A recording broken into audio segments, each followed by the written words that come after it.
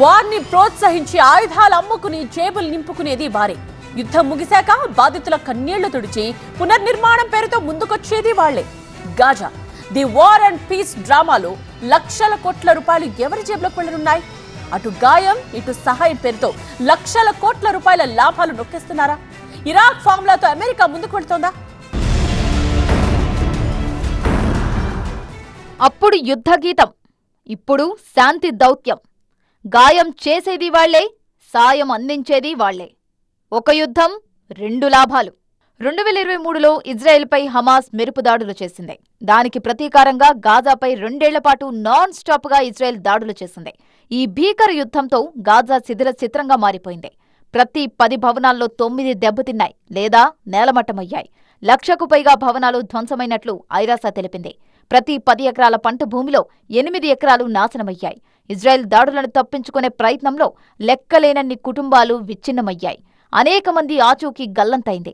ఇక ఇజ్రాయెల్ విమానాలు, మిసైళ్ల దాడులతో కుప్పకొలిన భవనాల శిథిలాల కింద వేలాది మంది బతుకులు ఛిద్రమైపోయాయి. వాళ్లు సజీవ సమాధి అయిపోయారు. రోడ్లు, డ్రైనేజీ, తాగునీరు, విద్యుత్ లాంటి మౌలిక సదుపాయాలు 90% కుదేలైపోయాయి. 2,300 స్కూళ్లు, కాలేజీలు, 63 యూనివర్సిటీ భవనాలు దెబ్బతిన్నాయి. 125 ఆస్పత్రులు నేలమట్టమయ్యాయి.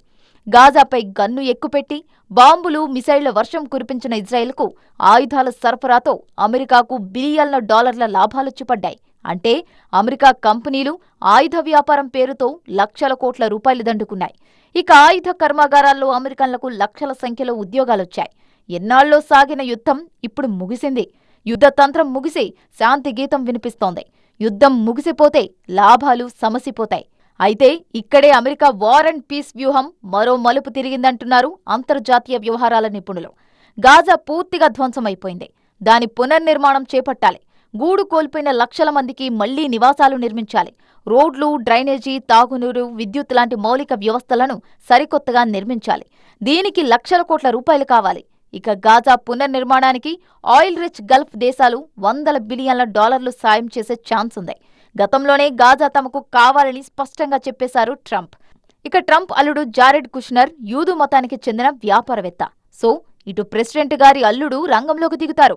అటు గల్ఫ్ దేశాలు అందించే లక్షల కోట్ల రూపాయల నిధుల సాయంతో గాజాను పునర్నిర్మించే బాధ్యతను అమెరికా కంపెనీలు నెత్తికెత్తుకుంటాయి. దీంతో అమెరికా కంపెనీలకు లక్షల కోట్ల రూపాయల కాంట్రాక్టులు దక్కడంతో పాటు అమెరికన్లకు భారీగా ఉద్యోగాలు సమకూరుతాయి.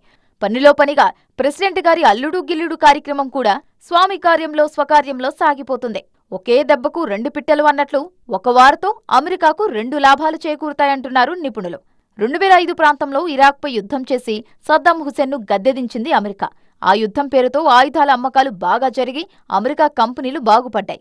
ఇక ఆ యుద్ధం ముగిశాక ఇరాక్ పునర్నిర్మాణంలో భాగంగా అమెరికా, యూరప్ కంపెనీలు పెద్ద ఎత్తున మౌలిక సదుపాయాల కాంట్రాక్టులు దక్కించుకొని లక్షల కోట్ల రూపాయల లాభాలు జేబులో వేసుకున్నాయి. ఇప్పుడు గాజాలో కూడా ఇరాక్ ఫార్ములాతోనే అమెరికా ముందుకు వెళ్తుందని నిపుణులు అంచనా వేస్తున్నారు.